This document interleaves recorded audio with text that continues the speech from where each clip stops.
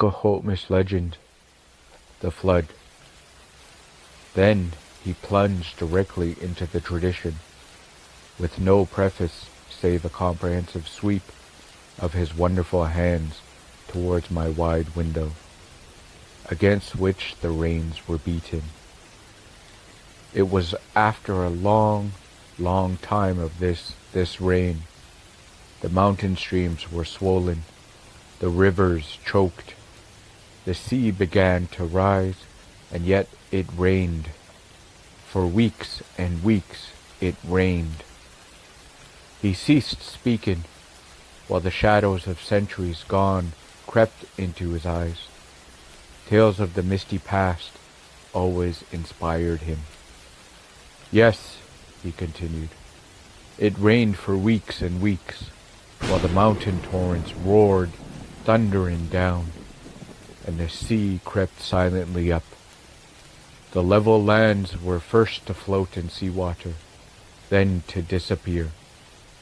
The slopes were next to slip into the sea. The world was slowly being flooded.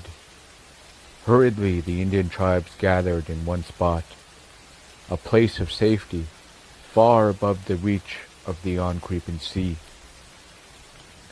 The spot was the circling shore of Lake Beautiful, up the North Arm. They held a great council and decided at once upon a plan of action. A giant canoe should be built and some means contrived to anchor it in case the waters mounted to the heights.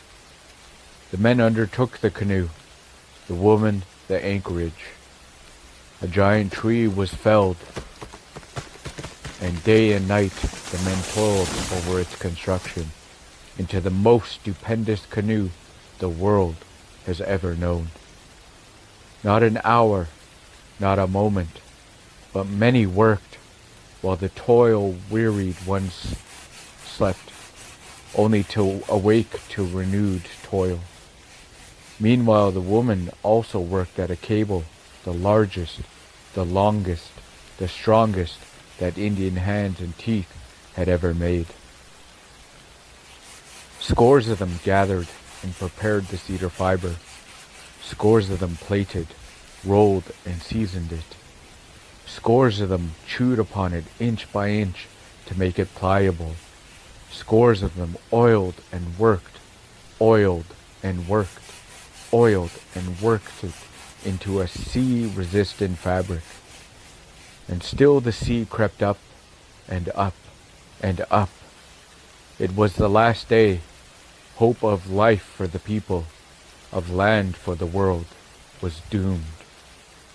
Strong hands, self-sacrificing hands, fastened the cable the woman had made, one end to the giant canoe, the other about an enormous boulder, a vast, immovable rock as firm as the foundations of the world, for might not the canoe, with its priceless freight, drift out, far out to sea, and when the water subsided, might not this ship of safety be leagues and leagues beyond the sight of land on the storm-driven Pacific? Then with the bravest hearts that ever beat, noble hands lifted every child of the tribes into this vast canoe. Not one single baby was overlooked. The canoe was stocked with food and fresh water, and, lastly, the ancient men and women of the race selected as guardians to these children the bravest, most stalwart, handsomest young man of the tribes, and the mother of the youngest baby in the camp.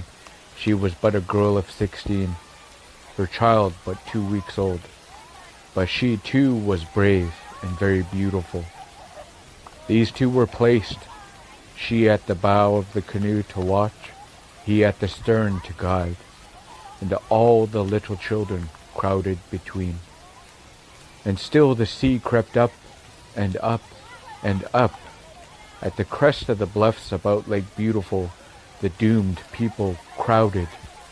Not a single person attempted to enter the canoe. There was no wailing, no crying out for safety. Let the little children The young mother and the bravest and the best of our young men live, was all the farewell those in the canoe heard as the waters reached the summit, and the canoe floated. Last of all to be seen was the top of the tallest tree. Then all was a world of water. For days and days there was no land, just the rush of swirling, snarling sea. But the canoe rode safely at anchor. The cable those scores of past faithful women had made held true as the hearts that beat behind the toil and labor of it all. But one morning at sunrise, far to the south, a speck floated on the crest of the waters. At midday it was larger. At evening it was yet larger. The moon arose, and in its magic light the man at the stern saw it was a patch of land. All night he watched it grow, and at daybreak looked with glad eyes upon the summit of Mount Baker. He cut the cable, grasped his paddle in his strong young hands, and steered for the south.